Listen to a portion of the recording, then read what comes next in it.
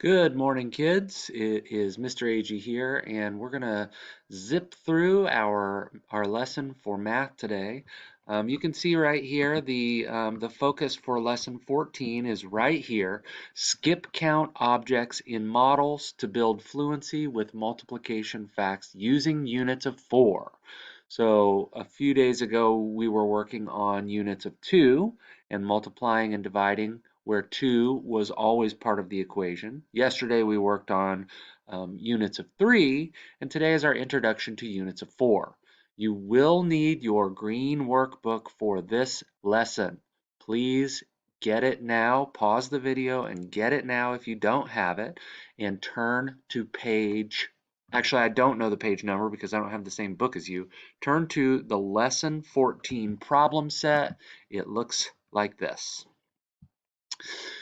All right, so what we're going to be doing basically is using the array model that we're all very familiar with. We've been using arrays frequently, and we are going to skip count by 4s.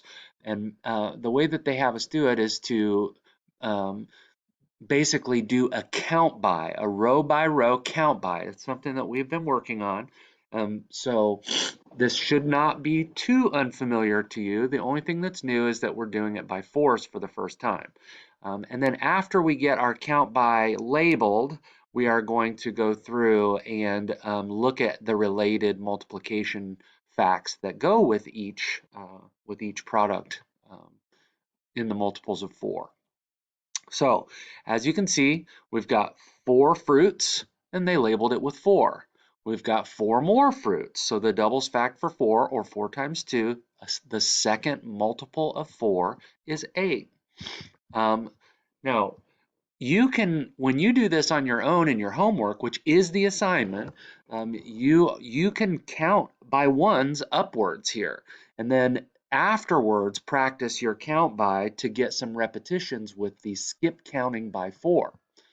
Okay, so we've got 9, 10, 11, 12. So in this box here, we're going to write 12. Okay, 13, 14, 15, 16. Okay, so let's label it 16. So our fifth row of 4 here is 17, 18, 19, 20. So we label it 20. Okay, the sixth multiple of 4, or the sixth row of 4, gives us 21, 22, 23, 24. And the next row, the seventh row, gives us 25, 26, 27, 28, and we label it. You should be doing this in your book with me right now. And we've got 29, 30, 31, 32. That's the eighth multiple of 4, or the eighth row of 4. And now we've got the ninth row, 33, 34, 35, 36. 36 is the ninth multiple of 4. 37, 38, 39, 40 is the 10th multiple of 4. And that should be familiar to you. We talked about multiples of 10. And if you're skip counting by 10s, which you have a lot of experience with, 10, 20, 30, 40, it's the fourth multiple of 10. It's the 10th multiple of 4. You can see that that's the commutative property at work right there. Okay, so now skip counting.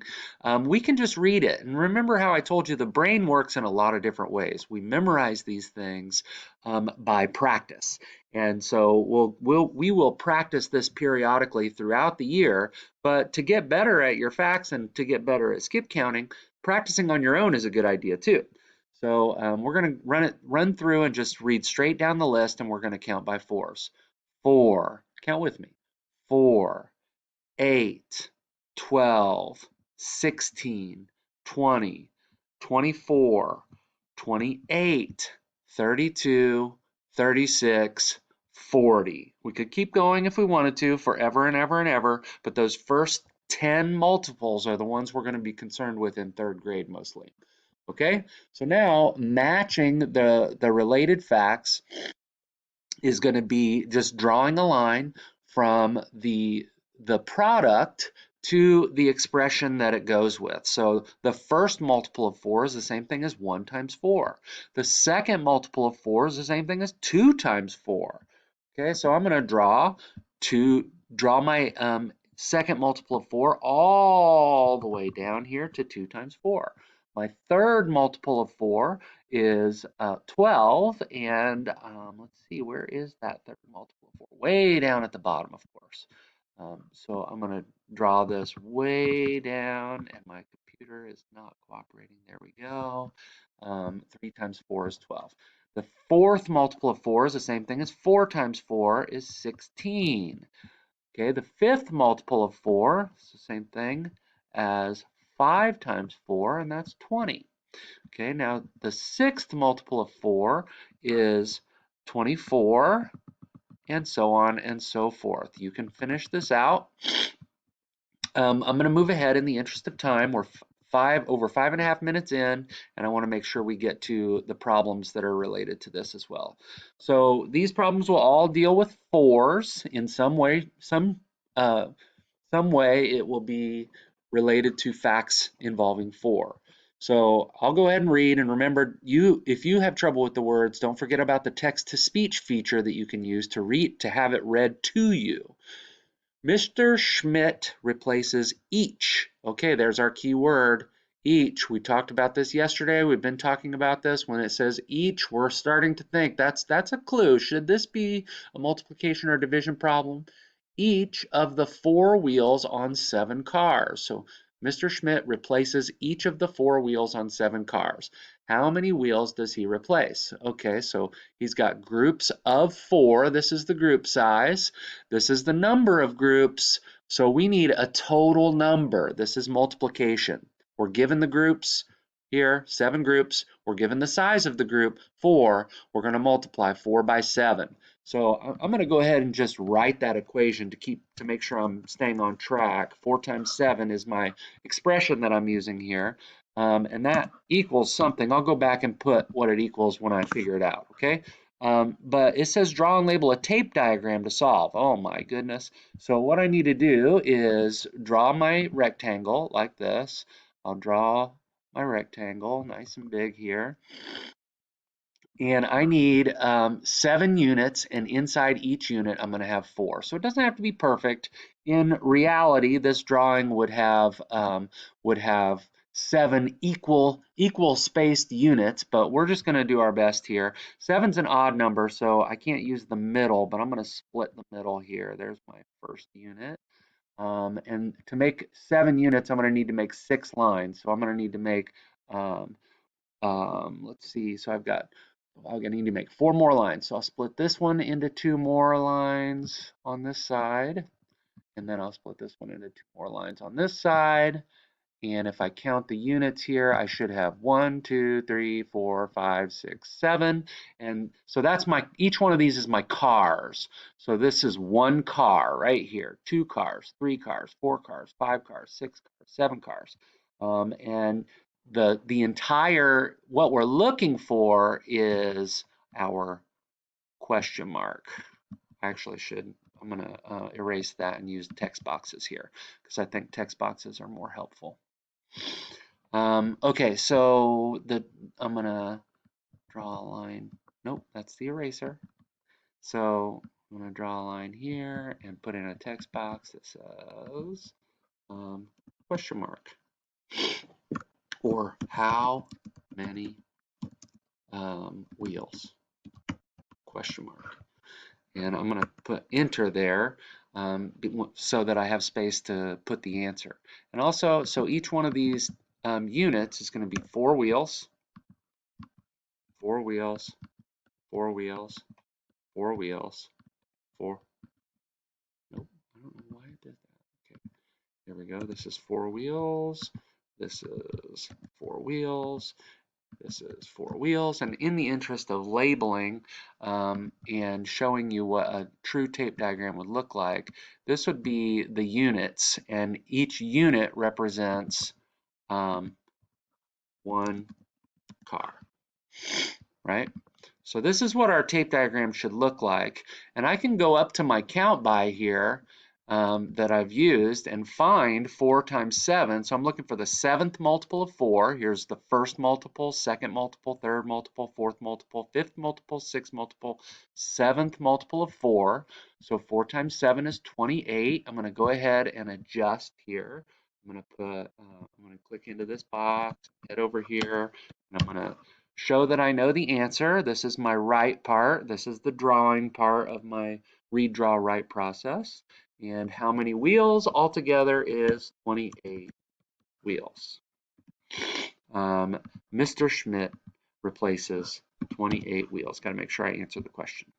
All right, that's a lot, but you can do it. So now we've got another one here. I'm at the 10-minute, 30-second mark, so I can probably get one more of these in. So I've got Trina makes 4 bracelets. Each bracelet has 6 beads. Okay, so this is the bracelets are the groups.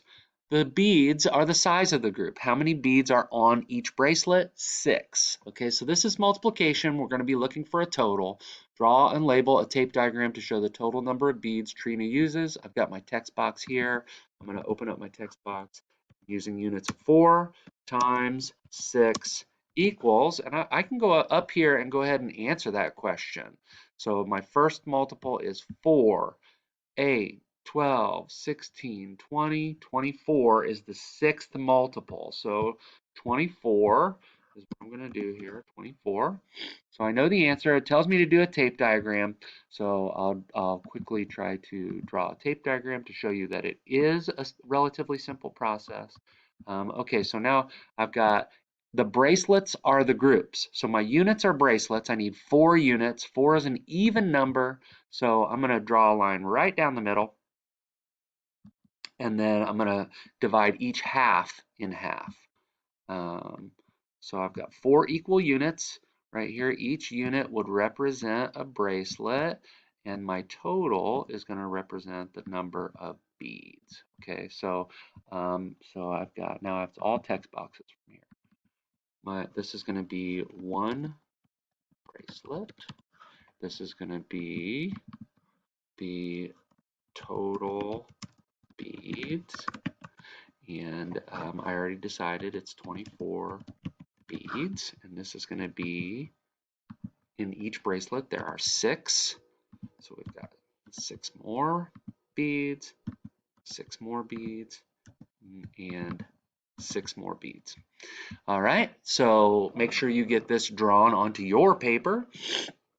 And next we've got find the total number of sides on 5 rectangles. Well, you have to know something about rectangles to solve this problem. If you do know something about rectangles, you're probably thinking to myself, okay, rectangles have 4 sides each. So I'm going to be doing, each group is a rectangle, and the number of sides or the number of items per group is going to be, I'm sorry, we've got 5 groups.